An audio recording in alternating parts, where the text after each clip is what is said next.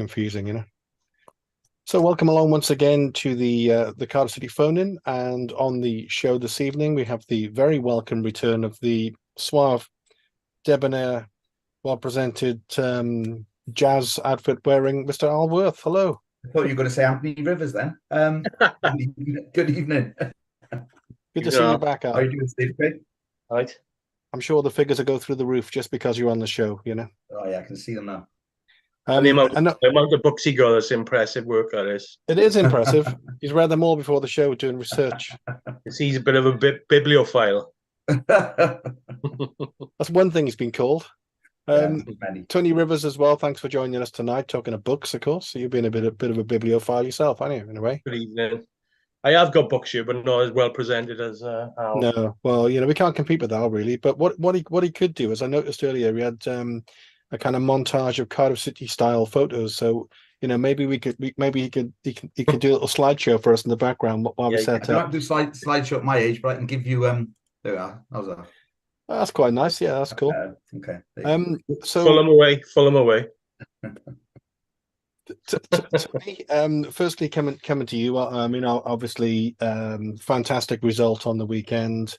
That second goal was just like a real kind of. I was there with my daughter, and years ago, I can't remember the game now. It's right towards the end. I think we were losing by 1 goal, and Solbaum had a chance about like a yard out, you know, at the Canton end of the game. He put it over the bar, and she said to me afterwards, "Oh, that was our Disney moment, Dad," you know. Yeah. But Caldwell made up for that, didn't he? I mean, we'll come back to the goal in more detail later on, but you know that was just such an emphatic moment, wasn't it? You know, we all knew then it was game over. I think everyone around us, you know, they were saying kind of as much as everything. You know, we all want Ruben Caldwell to do well, don't we? And I just thought that, you know, everyone was just as pleased for him as anything else. I thought, you know, it was just, you know, to coin a phrase, I suppose, we all know he's got that in his locker, don't we? You know. So hopefully something's gonna come of it. At 1-0 in any game, especially a derby, is still a bit nervy, and you think, you know, they only needed a half chance to equalise. How many times we've seen that in the past, but it was nice then to go and finish the job, especially in such an emphatic way. It was, as Steve, we spoke briefly about it earlier. It's got to be in the top 10 Cardiff goals for this was just fantastic goal, absolutely fantastic goal. And the thing I've got to ask you, Tony, as well, is have we technically done the double already by beating Swansea and Bristol? You know, and if we beat Swansea away, is it the tripe? It's a nice feeling because, well, as you both know, over the years, we haven't had that luxury of beating the pair of them in such a short space of time. So we'll take that for now. Yeah, it's called the bragging rights apparently, so we've got them for now. It's about 15 years, I think, since we last did it. What about to ask you this one at the beginning, and Tony, about Bristol and Swansea and the history of the kind of the rivalry. It was for a long time, wasn't it? It was Bristol, but Bristol was the one, wasn't it? You know, Swansea were like nowhere, weren't they? Yeah. It was. People always mention that, which was the biggest rivalry, and the Jacks hated, and when Cardiff fans cite Bristol City over them. But yeah, I think it's true. It was a bit more of a fervent rivalry off the pitch. You know, we won't go into too much detail, but off the pitch, it was obviously it was that English Welsh thing that was going on, and my first experiences of that derby was, you know, I started about 87, I think the first one, 88, and then first time we went Ashton Gate, and all their mob, we used to go in the Dolman stand to our left.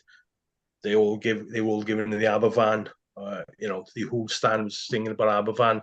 So, you know, if you want to stoke up a rivalry, that's the way to do it, you know. And the rest is history, as they say. Alan, what was your thoughts on they were fairly noisy for a while, Bristol City, but they seemed to go quiet then. If they filled out their end, I suppose no more impressive than what we do at their place, so quite noisy for a while. Yeah, I think their performance didn't really give them much to sing about today. I was expecting more actually from Bristol City. I didn't realise how poorly they performed the last sort of 7 or 8 games. And I didn't realise the pressure that Pearson was under. No. I was just expecting a lot more from them, Yeah. But I don't. I thought we were more comfortable possibly than other people did. I didn't see us. I didn't really see them coming at us, to be honest with you. Well, first 15 minutes to me, they looked like they were probably, fairly well on top of us for a while, and they looked pacey on the ball and quick on the break, capable of causing problems. I'd probably just wearing rose-colored spectacles. I was so. I'd been up to Huddersfield in the week, and Of course. there was an unchanged lineup. I'm superbly impressed with the back four. Again, I'm just. Yes. We were falling up against Huddersfield, right? And they were still high-fiving each other just to keep a clean sheet towards the end. And something like, and Alnwick was shouting at his defenders when we were still 4-0 up. And coming off the back of that, like I say, I was hugely optimistic, if you like. And it's great, isn't it? With the day of big squads, when we can keep the same starting 11 for a little while. It was good. Kept Robinson in there, playing it as a 10, I suppose. That's made a big difference from the away games that we lost then, at Blackburn and Middlesbrough. We were starting. Sorry, Al. Yeah, we were starting to look a bit stale when we after the Watford game.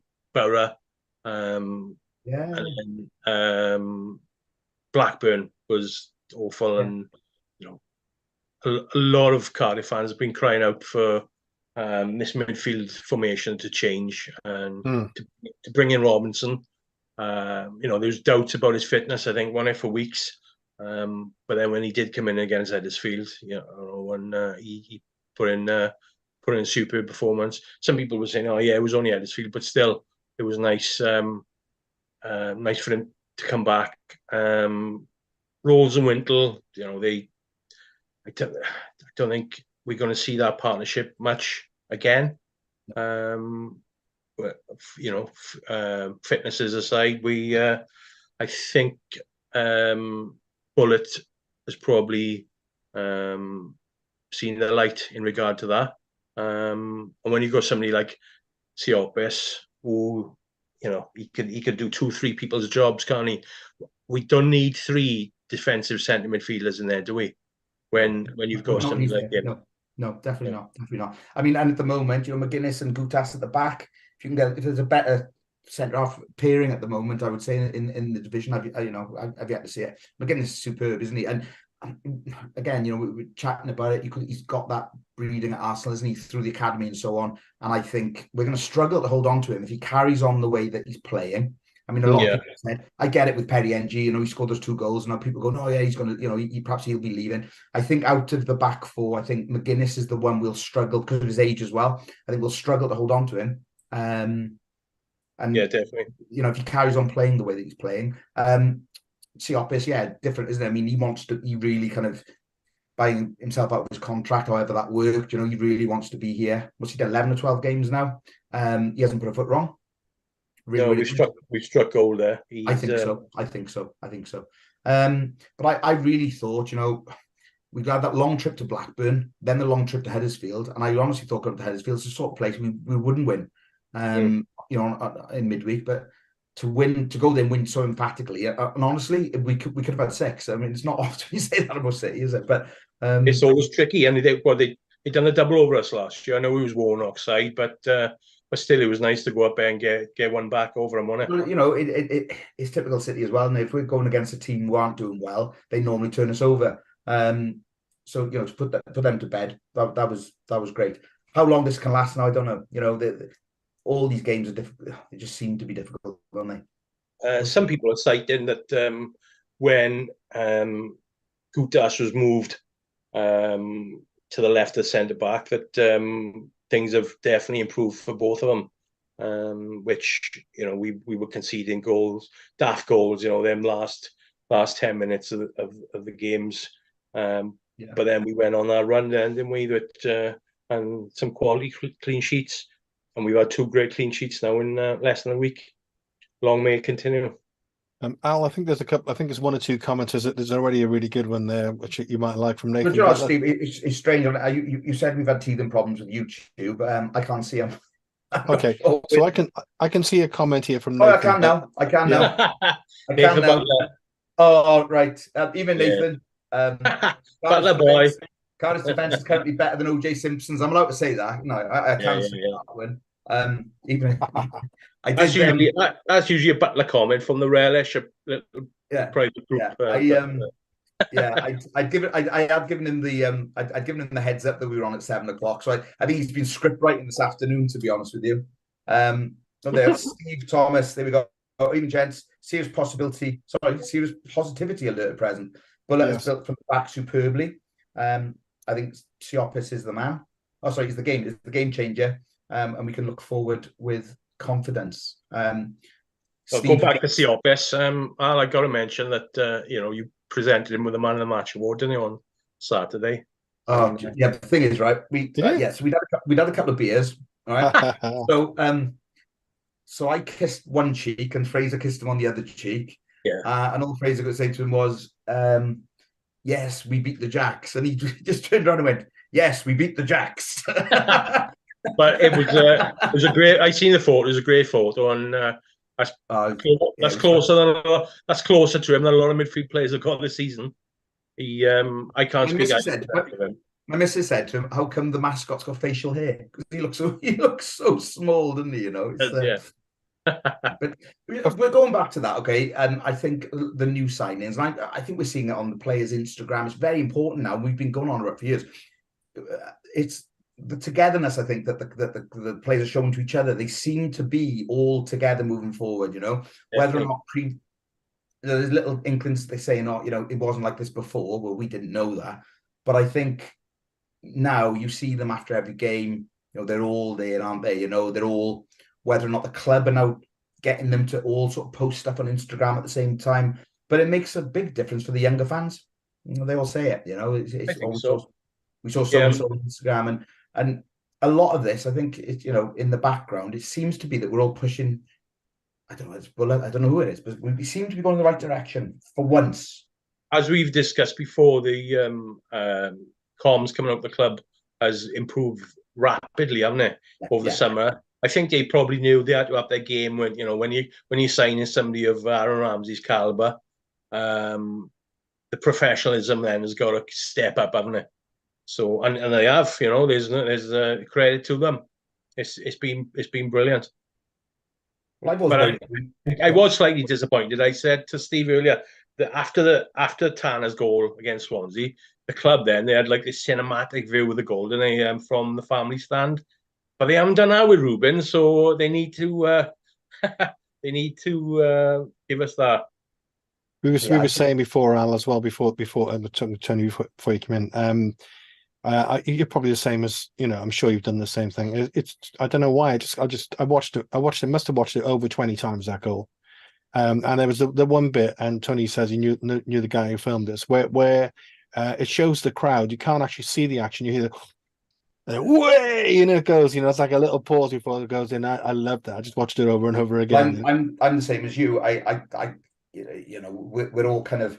We're all wannabe footballers, aren't we? And I was looking, going, how Colwell got past the two of them. I was trying to look at his footwork to do it, But he's reminding me at the moment, and I no disrespect to him. Remember when Peter Crouch couldn't get Kit to fit him? He's looking a bit like that, and he's so bloody tall. He's tall, and he's tall,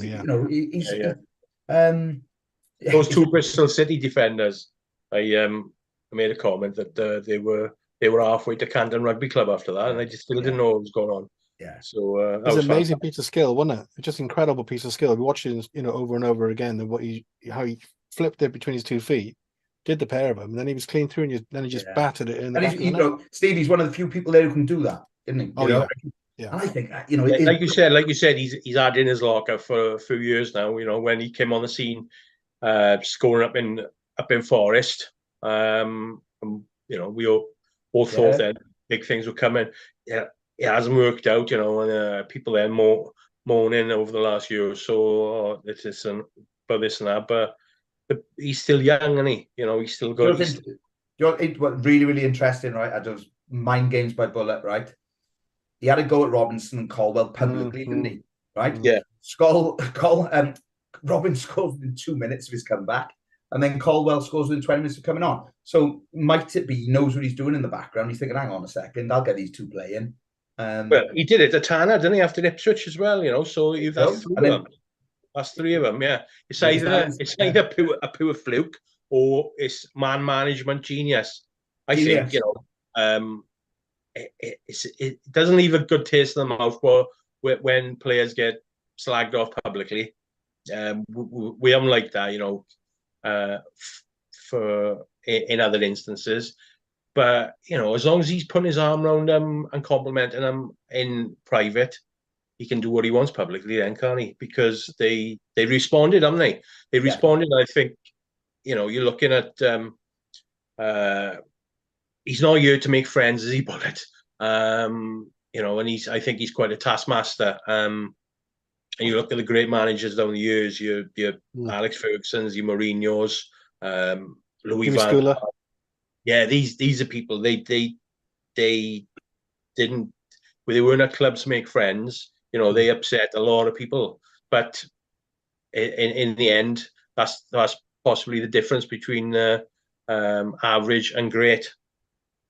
But again, going back to what I was saying about losing people at McGuinness, we get a manager doing too well, and all of a sudden someone comes in for him. It's a strange one. This is why we got to be obviously in and around that playoff area in January when hopefully the purse strings are going to be open. A few more comments coming in. Yeah, there's a nice one again from Nathan. Nice bit of sport and analogy there. I'll do one from Nelly Smith first of all. Even gents, great to see Colwell get his goal, and what a goal! Hopefully, he gets more game time and fulfills his obvious potential. Richard Davis, Lord Taftswell, he said, "Good to see Ruben on the score sheet on Saturday. We've had 13 different goal scorers this season. Unbelievable. He's a hell of a stat with that Richard Davis, mind." Nathan Butler is definitely. I always hesitate, right? Okay, is there a delay? Yeah. We're not live. All right. There's definitely more freedom and confidence in the squad. Last season they couldn't hit the barn door if they were stood next to it. Now the shot actually is on par with Oscar Pistorius. We're okay with this, Steve. All right, we're okay with this. Don't worry about it. It's fine. It's fine. All right. Different jurisdiction, South Africa. Right? They won't sue us. You're all right. All right.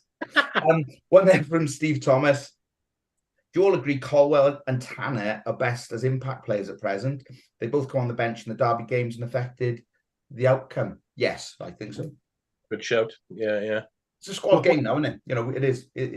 For all, I was saying about starting with the same 11. Not the same 11, but use your subs. We started with exactly the same squad, actually. Exactly the same squad. Right to the man. We haven't got that many more to choose from, mind. But that's what I like about Bullet as well, Tony, to some extent. If you've got a winning team, you just stick by it. It just shows faith in the players. It doesn't seem to mess around for no reason, Like admonishing them three in public. A couple of weeks ago, people were saying we haven't got any strength and depth, and we've had since Tanner scored against Swansea, and then Ruben Robertson's back. We are looking quite strong again, which is great. And we still got Ramsey injured, obviously, Adauda, Atete, like Atete, he was banging form money just before he unfortunately got injured. And he was starting to look like an out and out striker that we need. What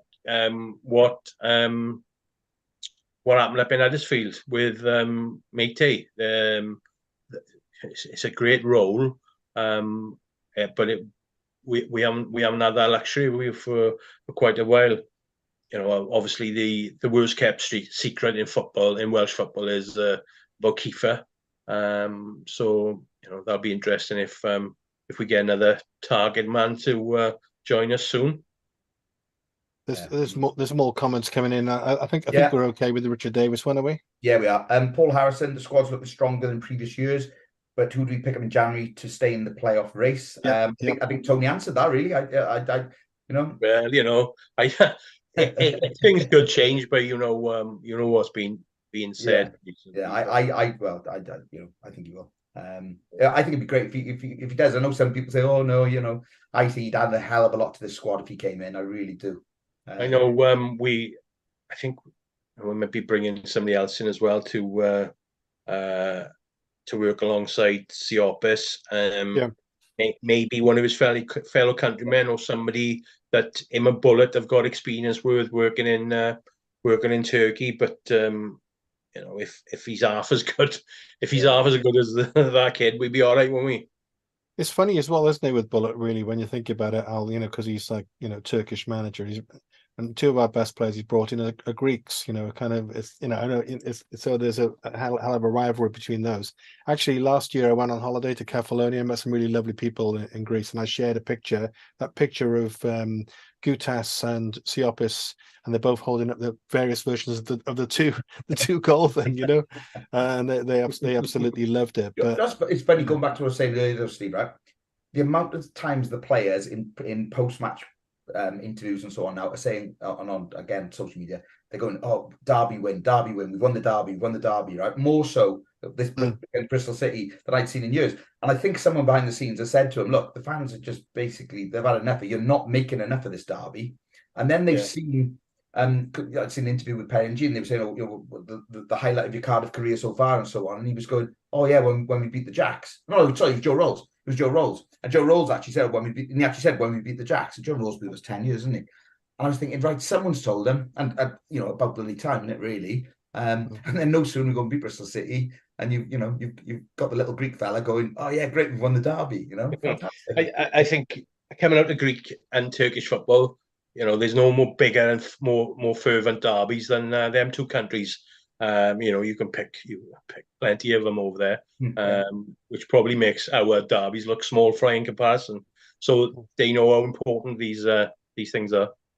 Tony, just want to ask you about something on the weekend, which was a bit strange. So, I went with my daughter on the weekend. And I met her at Cardiff Central. It just so happens the Bristol City fans were heading off with their red flares and police escort and all the rest of it. I don't think those police, from reliably informed, weren't necessarily South Wales police, but there was a really heavy police presence. On the way to the ground, nice little story. A couple of Cardiff boys hanging around in the corner. Going to the game, you mate? Waiting to hear what my accent was. I think. What's the time? Yeah, have you got the time? I passed our audition, but my daughter had a red skirt on. Funny enough, but anyway, but on the way back, we walked around the ground. Around the kind of the away end, if you like, and we went down that way. And there was a lot about it. And looked to my left, and all the Mariahs blocking off the street. And then, of course, we were the only, all we could see was gentlemen with crash helmets and visors and sticky things, all the way down the road. But it seemed to me, just to say, it seemed absolutely bizarre, really. A couple of things. Firstly, that it wasn't a bubble trip, which seemed to unnecessary. I know, people are anti-bubble trips, but Bristol City, really, I think it's a bit mad. And also, the craziest thing of the lot was keeping the City fans in and letting the Bristol City fans out. Just didn't make any sense. I noticed that online after that. There was some footage from Sloper Road that Cardiff fans were held back while they put the Bristol back. Like an hour or something crazy. But even though it's money for all rope now for a lot of these coppers, because we've got the same football sport as they were looking at us like 25, 30 years ago, and they still need jobs. And the trouble obviously has deteriorated a lot because Cardiff Bristol City once upon a time was a violent affair, but I don't think I think the worst that they've done in the last few years is they smashed up a lot of stools and tables in the pub, didn't they? But I know what you mean. But I don't think these games are as high profile as they once were. What do you think, Al? Did it seem strange to you they didn't do it the other way around? I would have thought they would have kept the Bristol fans in and dispersed the City fans and go from there. All over Twitter afterwards have all been complaining how heavy-handed the policing was. It was pretty heavy-handed. And how heavy-handed, this is a bit bizarre, the stewarding was on the ground. I don't get that at all. But I wouldn't have thought but so. Then, I was reading the back and forth comments, and some people said, well, hang on, don't tell me none of your fans, or none of our fans, as Bristol City was saying it, all sat in their allocated seats. So as a result, in the gangways, there was an awful. I saw some videos. There was a lot of crushing. There were kids and all sorts. I'm not saying for a moment that's right, but you can't blame the stewards for that, And but by the same token, you've got all these kids. They're they're not going to be sitting in the seats, are they? So it is going to be, if they're all hemmed in like that. But afterwards, apparently, they were saying there's pepper spray and all sorts going off with the Bristol City fans. Something really that away games lost that team for years. It just seemed a bit unnecessary, really, to me, because obviously there's no way you can let Swansea just turn up on the train and make their way back and forth to the ground. It's Bristol City, I mean, as we said earlier, they were for a long time our major rivals. There was so many of them rolling at the station. All the potentials to cause problems where there didn't need to be, I think.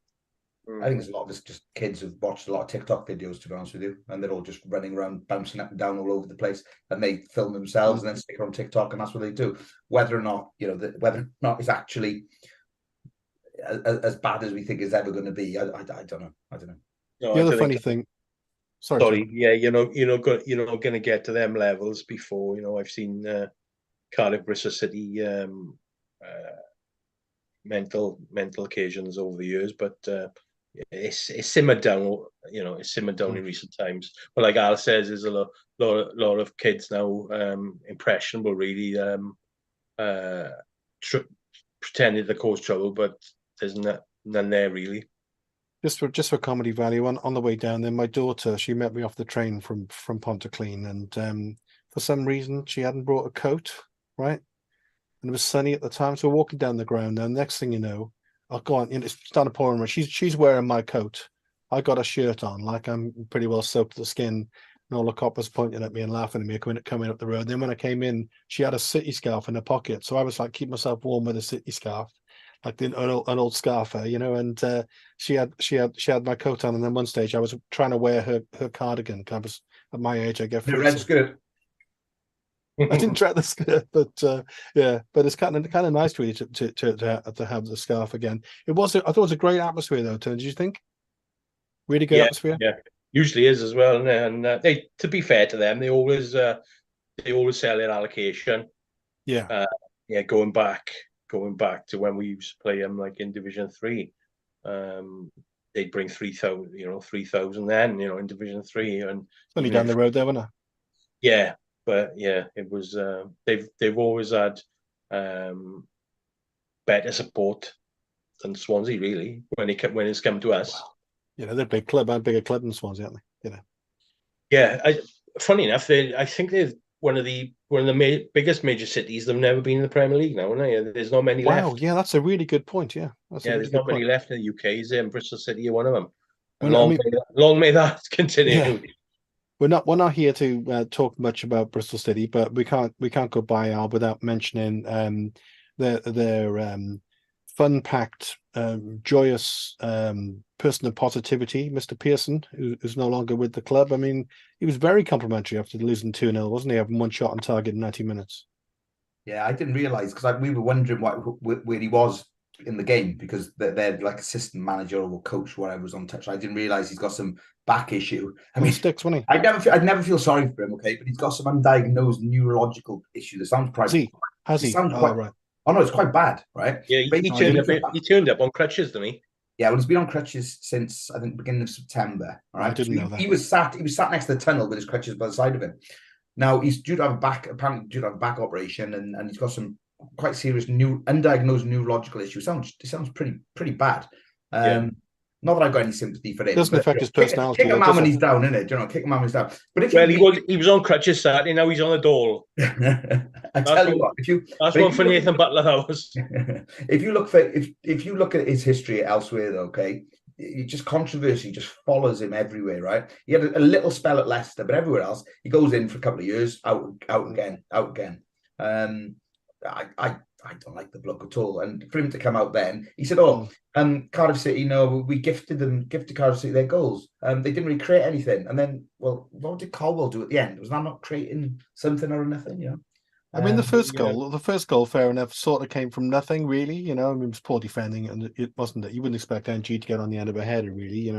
And then, but after that, I think we had 7 shots on target, Tony, to their 1. So, Pearson just seemed to be bitter and twisted. Although they did have a lot of players out injured, didn't they? But I just don't think he's like the Dave Jones of Bristol, wasn't he? Really. I think when you know you're coming to the end of your tenure, you just talking any old gibberish, one, and he probably knew that his time was up. And Nice. yeah, trying to. But going back to NG's goal, Doing a we had week. we had trouble. We had trouble, didn't we, last year of scoring from set pieces, one or Didn't two. score any, did we? Yeah, yeah. Uh, Possibly one from a corner, I think. But yeah, this season, Richard alluded to, now we got 13 different scorers, and several of them have been from set pieces, and the open play is, it's good. It's a good time. So while there's some more comments coming in, I don't know whether you want to go to any. Neil Smith, he mentioned what we said earlier about we're keeping up with the pace even without Ramsey, O'Dowda, and Ateti. Speakers players.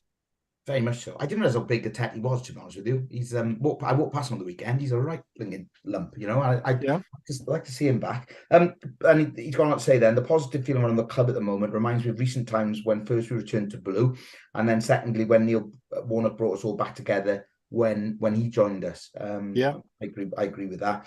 Richard Davis, you go back to what we were saying about no doubt the away game will be an early kickoff when we head over there with a restricted allocation. And he's gone on to say, I told you he was a starter, okay? Pearson has lost more games against City than anyone else. They could have kept hold of him until the away game. We have seen off McCarthy and Pearson now. Who next? Yeah, I mean, look, there are these kind of, of the Warnock ilk, aren't there? That your Steve Bruce's and the Allardyce and Warnock and Pearson, the older ones, I suppose. Where's Kirbishley gone? Kirbishley was one of them as well. Yeah, I never got back into it, did he?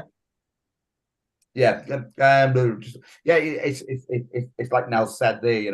I think with there is that positivity, but then things, you build on it. 6 goals and then conceded. Exactly. 6 at home now without defeat. Last year, crikey, at home we were waiting to be beaten, weren't we? The players looked like they were beaten before they even got on the pitch. Yeah, I mean, the atmosphere is so different, isn't it, as well? So positive, On the flip side of this, though, Bullet was getting criticised from certain quarters only up until a week ago, and right. Yeah, well, we here, Sabri Lamouchi, let's go back to Sabri Lamouchi, right? What do you have, 11, 12 games? Yeah. And yeah, there were certain elements of our support that didn't like him, but I thought the club were wrong and hasty at the time getting rid of him, because it would be nice if he had a chance to bed in some of his own attributions, but didn't work, and obviously now they've proved us wrong. I don't think Lamouchi would have done the job Bullet does, but these things change all the time, don't they? He's linked with the QPR job now, isn't he? And Warnock. I suppose maybe they'd be linked with the Bristol City one as well. There's 3 vacancies in there. There's QPR, Millwall, yeah, and but it just goes to show, as we're fickle football fans, aren't we? And I think owners now demand success, don't they? Do you know what I mean? And look at Millwall. I always thought Rowett was a good manager. Neil Harris could go there, couldn't he? It's like it is a managerial merry-go-round, isn't it? Yeah, got Millwall, like you say.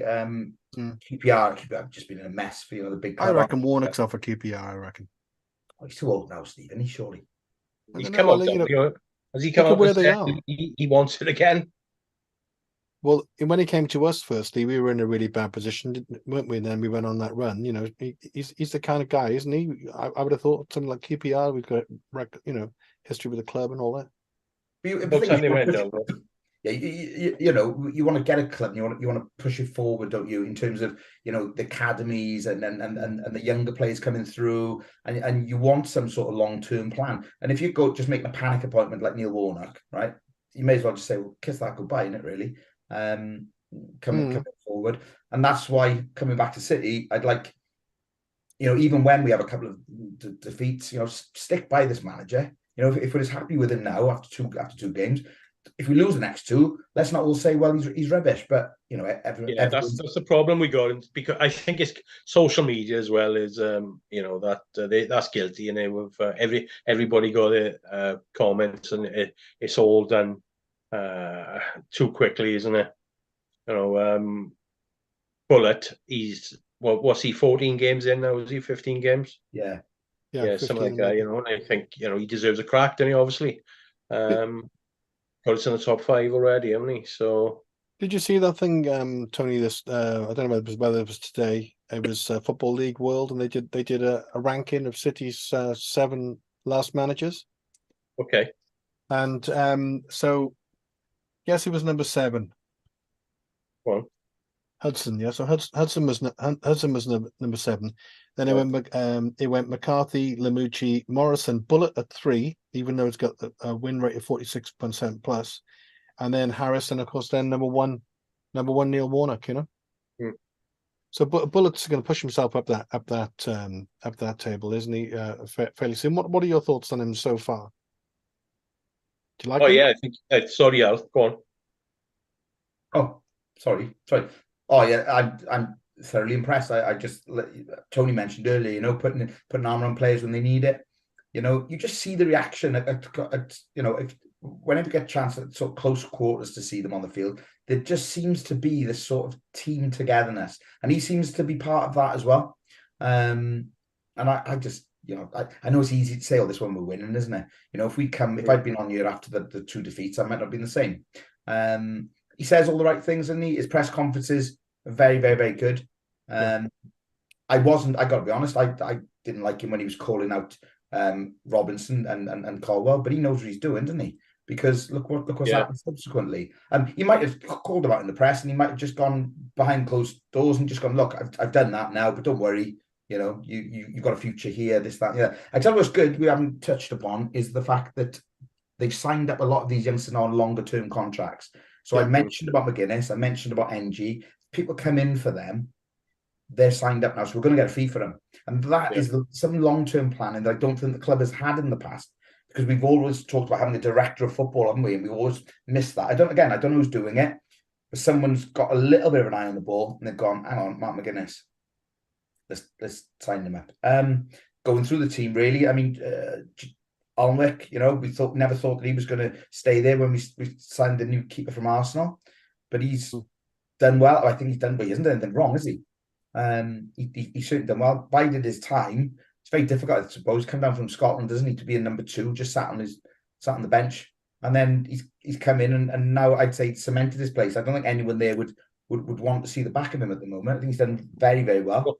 Again, for a keeper, is it the case for a keeper that when he's got to settle back 4, is it easier for a keeper knowing who's in front of him? 100%. Good shout. And Collins, obviously, he had the dreadful injury last season, didn't he? But he's coming into his own now, isn't he? And we have got to settle back for NG. I thought his distribution last year, I thought it was poor, but he's come on leaps and bounds as well, and hope he can push forward as well now, of course. He plays so far forward. Sorry, Al, doesn't he? I think he's got a settled position as well, isn't he? And actually, the expression, he's a fantastic footballer, isn't he? If you see him at close quarters again, he's playing quick 1-2s, this sort of stuff. It's not the sort of thing you expect for someone who can double up then as a centre half. So yeah, sorry, I like NG. And the 4 of them are keeping Jonathan Panzer. I'm not a sniff yet, is he? And apparently when we were up at Blackburn, we lost 5-2 in the cup, and apparently he had a stinker up there. So yeah, I know we were playing youngsters as well. But I honestly thought that when we got him, I thought he'd go straight into the team. I did. I mean, yeah, and I think going back to Bullet, he's not taking any messing, is he? And if he probably sees somebody's standards not quite there in training, he's not going to pick him on a Saturday, is he? What Josh Bowler on the weekend? Yeah, good to have him back. Definitely, he gives us definitely a couple more options, doesn't he? I always think he's even when he's not delivering, I just think that he gives them an awful lot to think about. Every time he gets the ball, you think, "Oh, hang on a minute, he could do something like Caldwell did, for example." Yeah, I think he's got it in him. So yeah, he excites me. You know, he can pick the ball up in the centre of the field and he can run at them. Yeah, I think he's come back. He's come back from a pretty bad injury as well, and I think once he beds in a little bit more, then we'll see more of him. Yeah, Callum Grant doing his thing as well. I think as well. You know, he's come on of late. Quietly. Yeah, his work rate has been excellent. From the West Brom fans were saying, "Oh, good riddance. He's the laziest player he's ever been to the Hawthorns," but it's not the case here. At the Huddersfield game, because you were there, obviously, we went 2 up in 10 minutes. It must have been a fantastic game to be at as a City fan. Yeah, I mean, we always say we're the ones where we can just get to where, you know, very lucky we drove up and you know, it's when I get, you know, for people who've gone up on a Saturday to come back down from Blackburn and go back up, you know, it's an expensive game and you know, taking time off work and so on and so forth. But it is that little one where, you know, where you're at a game that we win that not as many people are there. You're almost yeah. I can't describe it, but you just think, oh, do you know what? This was, you know, this was one I'd really sort of glad I'd been at. It was. I thought that playing there, I felt like the players played like there was no pressure on them. And sometimes at home, there is that pressure. I think they were perhaps trying things that, oh, do you know what, we'll give this a go. And of course, it's a lot easier. Like when Perry Ng scored, you know, with a couple of goals up, he'll give it a go, wouldn't he? I went there last year on a Saturday. Me and Evan, and it was abysmal. We were shocking. I think was that Steve Morrison's last game? I think it was. Yeah, we were terrible. Maybe, yeah. And the transformation from then to now is, that's what we like. Yeah, and but I mean, I'm saying, you know, Huddersfield was shocking. They were, and their fans. We spoke to a couple of their fans up there, and they were saying that, you know, said, Christ, you know, we're going to get hammered at Leeds. They said on the weekend. Well, they were falling down at half time, weren't they? Leeds on Saturday. Half of their fan base left at half time apparently. So, yeah. I mean, it's in previous years, oh my God, you know, we're struggling down the bottom with some of these teams. We're looking at some of these shocking teams now, and when I'm thinking, crikey, we're miles ahead of them at the moment. I don't want to be speaking too soon, you know, but we've already mentioned your QPR. Sheffield Wednesday, okay, they beat Rotherham. Rotherham are down there as well. And we've got the top two now going adrift at the moment, and we've got the bottom three going adrift. It hasn't been like this for a couple of years, and you know, Ipswich so far ahead. Leicester, I think, are unstoppable. Whether or not Ipswich wheels might come off their tractor, I don't know. But at the bottom, again, it seems to be space already. Pre-season, a lot of the so-called experts and pundits are this for bottom three. Yeah, across the board. I bookmarked plenty of them tweets. Ready and waiting they are. Yeah. So, but yeah, we're in the right position at the moment. Well, the thing that I think we might have been Richard who said it earlier, you know, it's just a fantastic sense of positivity. People leaving the ground with a smile on their face and a spring in their step. You know, we're not going to win every game, but I just think I really feel like we really turned the corner. It's just a different experience altogether. At times, the last couple of seasons, you've been in the stadium, you just, you know, you're almost wondering, you know, can this match be over? Can I go and get myself a pasty? You know, it was like nothing happening, but it's starting to happen. I've got a few things I want to talk about tonight. One is, I'll ask you about this one. This day in 1948, against West Brom, Tommy Best making his debut for Cardiff. Now, I'm sure my dad, right? Now, my dad wasn't, you know, might sound like he was, but I don't think my dad was consciously a racist at all. He played sport with people from, you know, whatever, you know, nationality, whatever. But he said about, you know, Tommy Darky Best, you know, that was his at the time was an acceptable. I read affectionate nickname. I read the report on the BBC today. It was fascinating. I've got to say, it was really good read, isn't it? Really good read. And they were just basically saying the press reports back then were very much of that ilk. You know, and they were describing him by reference to his race. It was quite strange, really, to read. But he started a very interesting career, you know, and they were saying going across to Northern Ireland and so on. When was that? Sorry, 1948. Sorry, Tommy Best. 1948 was it? Yeah. First black player to play for the City. Al will remember what colour Ket's ball team I had on. And if they had matching socks. Yeah, sorry. I still haven't got over my nylon and polyester fetish. They were. It's funny though, isn't it? We're talking about 75 years. Okay, it is a long time, but you know, it was yeah, it was like you say, it was a really good story. Another thing we thought we should talk about definitely tonight. I remember on the weekend, I think, you know, I may not have been, but I think I was one of the first people to stand up and start applauding when a picture of Phil Dwyer came up on the screen. Like, he is my all-time favorite Cardiff City player. I absolutely love the man. Yeah. And of course, we were watching the action. I think Bristol were attacking at the end, actually, at that time. And then all of a sudden, everyone just, like, you know, got up and appreciated. But Phil Dwyer, for you, Tony, as well, I would imagine, you know, wow, you know, he's a giant in the history of this club, isn't he? Oh, definitely. I'm for Wales. A little bit before my time, but you know, I know the history That's well. a bit cheeky.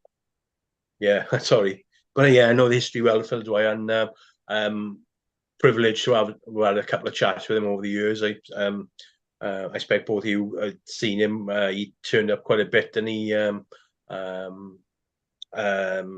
Ninian Park and the new ground, where he was guest of honor several times on upstairs on the ground, and yeah, he funny enough, I was talking to one of the boys about it the other day, saying his first game was Cardiff v Everton down in a League Cup tie, I think was the late 70s, and Dwyer scored, and he would, yeah, we were just said, yeah, the club are planning a tribute on Saturday, which is good because as we go back to the comms from the club and the way they've dealt with things since the summer, and this is all part of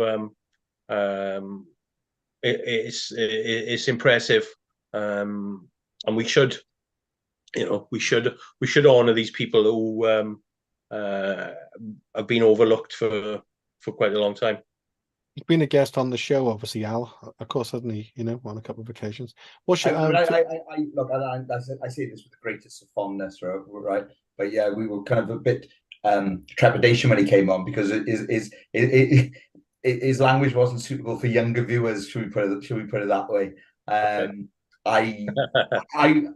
Look, when I started watching City, he was all my formative years of watching City. I first went down in 1975, and so I basically saw all his home career.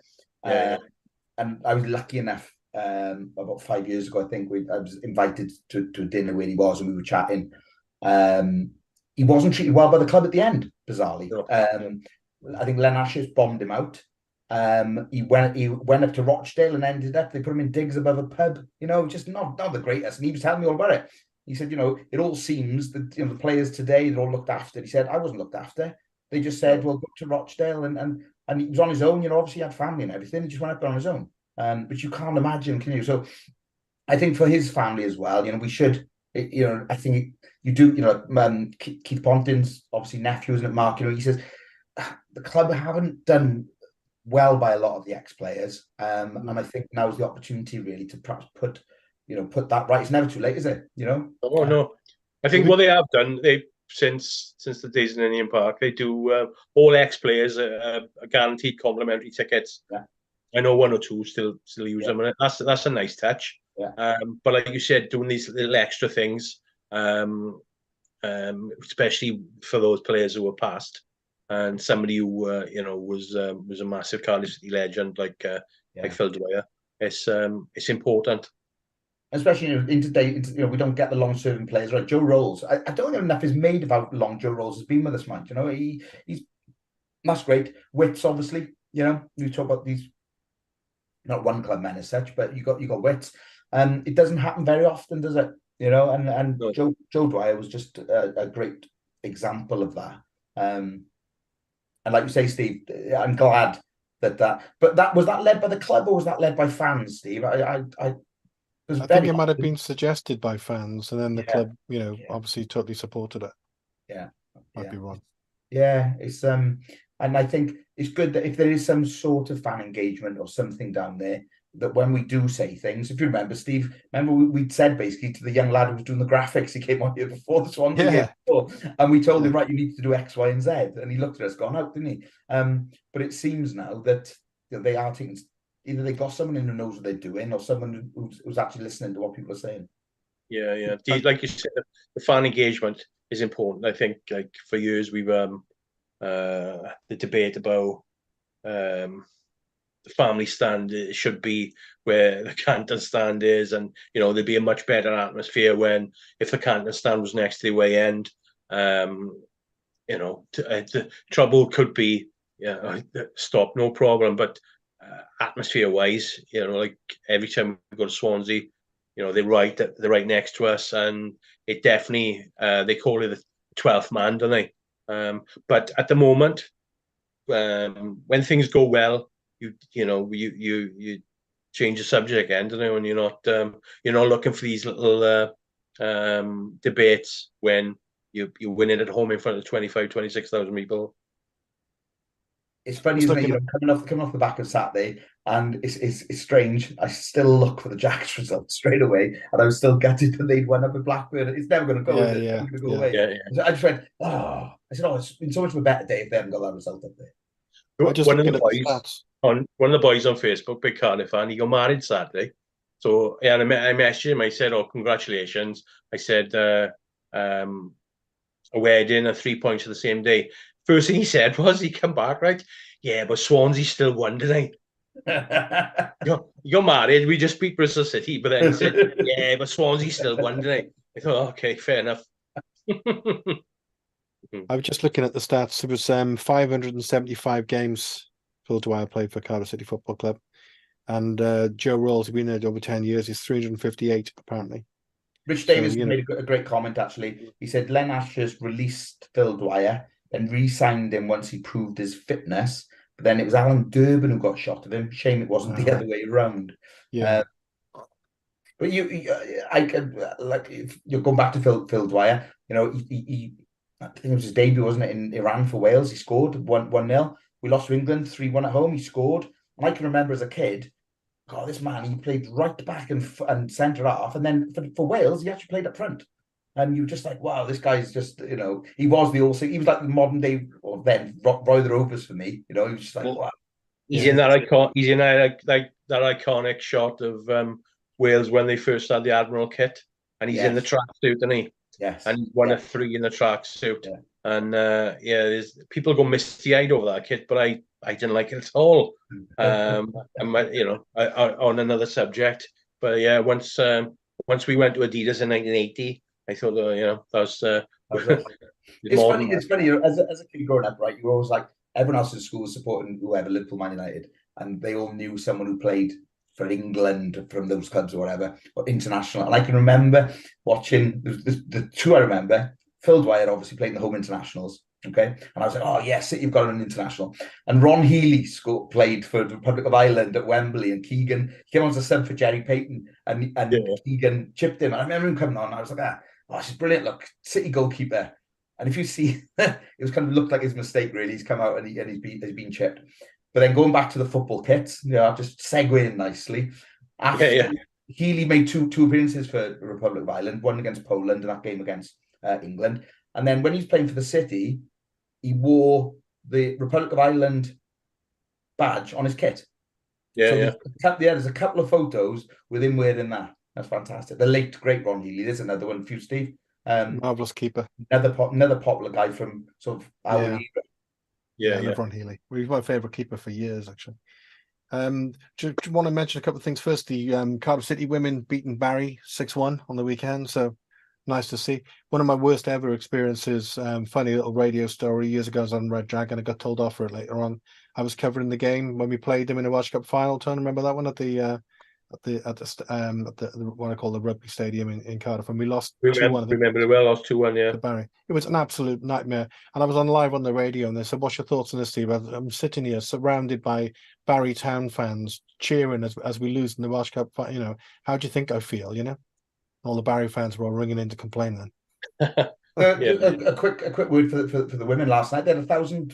Yeah, it's good, isn't it? It's good. Good for them. Yeah. Brilliant. they're going well. I wanted to ask you, Tony, before the end of the show, just about the book, because there's a forthcoming book.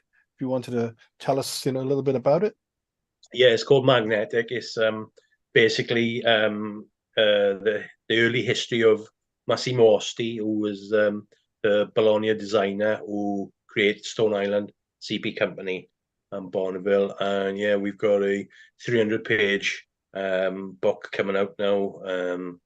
I announced it, but this time last year, and I said it'd be out in a few months, but I didn't realize how much material and work we still had to do. So we've been it's taken 2 years of my life, but yeah, I'm pretty proud of it, and that'll be announced in the next within the next few weeks.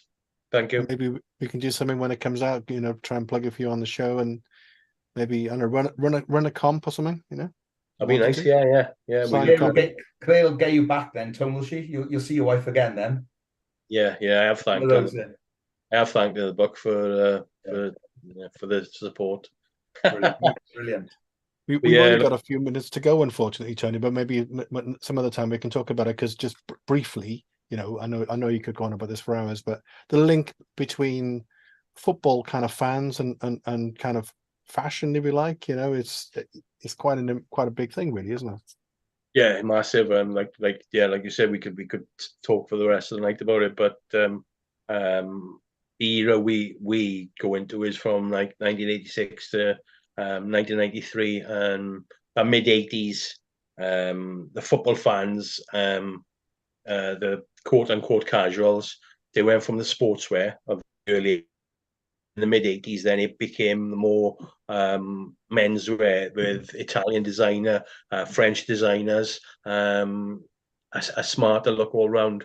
And this is where Massimo Osti came into fruition. Like late 80s, Armani was massive in on the football terraces of the UK, but then CP Company started making its mark around 87, 88. Wasn't mainstream, but then Stone Island came about then into the public eye, and it's still there. A lot of it became a parody of itself, which we discuss at length. But we've got some great archive material. We spoke to a lot of the more important people behind it in the shops, people who wear it, not just football fans, but people from all walks of life. And I'm hoping we've hit the nail on the head. And it's out just in time for Christmas. Well, that was my plan last year, Steve. But like I said, I didn't realize. Christmas. Yeah. I didn't realize how big it was going to be. So hopefully we'll have a few sales. But brilliant. Good luck with it. Nice. Great. Thank you very much. It'd be nice to get a story out for soon. And of course, I'll again, we're literally in the last minute of the show or so now, but there's a massive link, isn't there, between fashion, music, and football. Actually, as often people can talk about those things. Yeah, it's worthy of another show. I'll take a little claim here. I think I'll ruin an exclusive, but I think there's a photo of my 18th birthday in that book, Tone. I hope there is. Oh wow! It is. Yeah, it is. Our 18th birthday, with several gentlemen from Clanbridge Lager. Yeah, it was funny. Digging out the old photos for that one, looking a little bit worse for wear there as well. But there we are. Some things never change. Good luck with that. Did you find the originals after? No, they're all on cameras now. I think we've all taken photos. I think we've taken photos of photos. And that's we were lucky in our research that we've had a lot of original photos, a lot of unseen stuff, and hardly any really. We've had a choice of about 4,000 photos in the end. Probably come down to about 700 from from good sources. So I think it's about 100,000 words as well. Is a bit of an encyclopedia. It's called Magnetic. Magnetic, yeah. Magnetic is based on the compass that Stone Island created. And hopefully we won't get a cease and desist letter from Stone Island to say because most of it is complimentary, and Massey mostly we spoke to the family, his family, and yeah, they're all looking forward to it as well. So that'd be nice. So just to close off for tonight, by the way, thanks to everyone who's been subscribing to the show, because we've had to rebuild completely due to an issue with Facebook, which is craziness. But there we go. And thanks Tony for plugging it for us as well. Let's just spin around and just get a prediction for one of your favourite away trips, no doubt. Tony, Stoke City, obviously a friendly welcome there. What do you reckon? They did Bournemouth call the keeper back today, didn't he? And Stoke fans are fuming about that. But the guy who came in to replace him against Middlesbrough kept a clean sheet, so they're on a bit of a roll. I think they're three on the bounce, but I'd say we get a point up by 1-1. Al? Yeah, I'd be happy with. I'd definitely be happy with the point. I'm just looking now, just after what Tony said. After they lost they lost home to Southampton, lost to Leicester. Everyone lose to Leicester, but then they beat Sunderland at home, beat Leeds at home, and then they beat Middlesbrough away. So, like you say, they'll feel confident going into that. Yeah, if we can get a draw, Steve, I'll be happy with that. What's my prediction? City win 2-0. That's the way. That's what we like. We like that. Thanks for great to get you back on the show again, Al. Actually, really good to chat with you Thanks, again, mate. and glad you Really and Tony enjoyed know it. each other. You could talk to each other for hours, so it was great. We normally do. Yeah. Thanks both, and we'll see you Thanks, soon.